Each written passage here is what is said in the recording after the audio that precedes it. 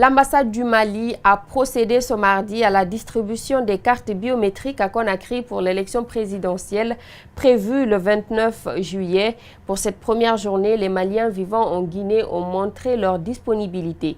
Ouminatou Sidibé, Ibrahima Souma. Au total, plus de 4300 cartes correspondent au nombre des électeurs maliens inscrits en Guinée, au Libéria et en Sierra Leone. Elles seront distribuées jusqu'au 25 juillet prochain dans ces trois pays.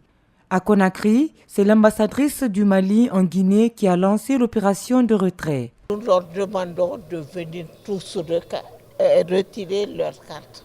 C'est un mouvement, c'est un acte citoyen. Et le jour du vote, pour une personne qui a retiré sa carte, c'est qu'il a l'intention de voter. C'est par le retrait des cartes que nous allons mesurer l'engouement des Maliens. Désormais muni de sa carte biométrique, ce citoyen malien se dit heureux. Donc j'ai un sentiment de joie parce que j'ai tous mes documents. J'ai ma carte Nina que j'ai présentée au bureau, donc qui m'a permis d'avoir ma carte d'électeur. Donc maintenant, je suis fin prêt pour l'élection présidentielle. Cette première journée est marquée par une mobilisation sans dégâts, ce qui réjouit le conseiller des Maliens en Guinée. Toutes les dispositions sécuritaires sont prises pour la sécurisation de ces opérations de distribution. Pour un départ, nous constatons une sérénité, une volonté réelle de la communauté malienne à participer activement à ces élections, qui marque vraiment un événement essentiel dans la vie d'un pays puisqu'il s'agit du choix du président de la République. Donc il va de soi que nous allons dépêcher des missions non seulement dans les pays voisins, la Sierra Leone et le Libéria, mais aussi à l'intérieur de la Guinée pour que les Maliens puissent accéder. Cette opération de retrait des cartes d'électeurs est aussi en cours en République du Mali et dans les ambassades maliennes dans tous les pays. Hors de nos frontières, à présent, depuis quelques années déjà, les vergers français font face à l'invasion d'une mouche asiatique dévastatrice pour les récoltes de cerises. Cette année, conjuguée à de fortes pluies, la Drosophile Suzuki fait des ravages dans les récoltes, notamment dans le Lot et Garonne. Comme tous les matins, Frédéric fait le tour de son verger de cerisiers.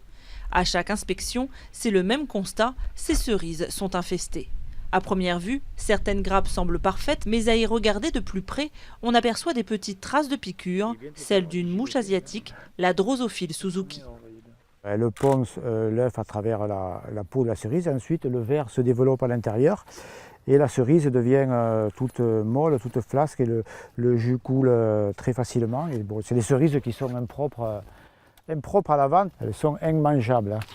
Mesurant moins de 4 mm, cette mouche microscopique fait des ravages dans les vergers français.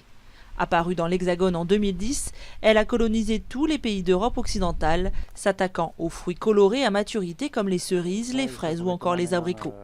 La météo humide des derniers mois a favorisé sa prolifération. En 2 ou 3 jours, la totalité de la récolte peut être perdue. Ça va à une vitesse dingue et il n'y a pas grand chose, il y a quelques moyens de lutte mais pas 100% efficace.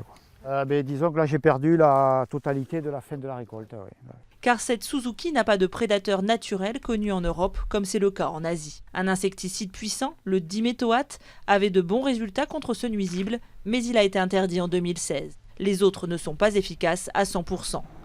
À la coopérative où Frédéric envoie sa production, comme une vingtaine d'autres producteurs du Lot-et-Garonne, le constat est alarmant, le volume de cerises commercialisées est en chute libre.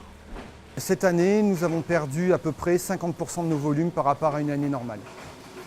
Voilà, donc on a plus de tri, on a plus de personnel. Le coût de main-d'œuvre est estimé à plus de 20% cette année par rapport à une année normale. Voilà, donc on a perdu non seulement du tonnage, mais on perd aussi du temps. Confrontés à ces surcoûts de production et impuissants à endiguer la progression de la mouche Suzuki, certains producteurs ont décidé de jeter l'éponge et d'arracher leurs pieds de cerisier.